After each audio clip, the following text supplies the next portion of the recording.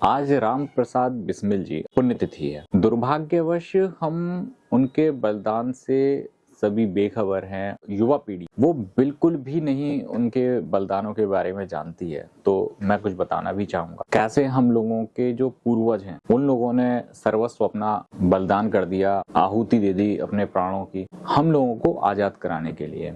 और उस आजादी का आज हम क्या दुरुपयोग कर रहे हैं। राम प्रसाद बिस्मिल जी एक बहुत ही होनहार युवा थे और एक बहुत अच्छे कवियों में उनकी गिनती होती थी। बहुत प्रतिभाशाली व्यक्तित्व था उनका।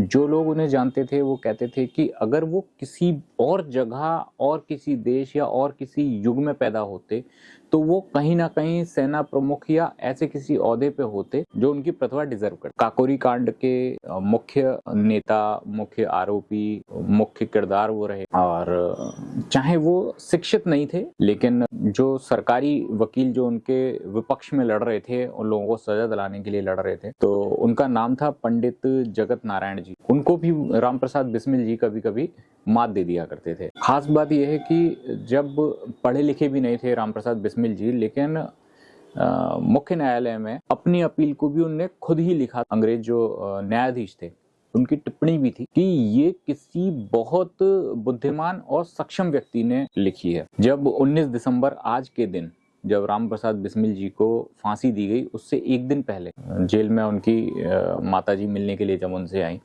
तो राम प्रसाद बिस्मिल जी के आंखों से आंसू निकल पड़े।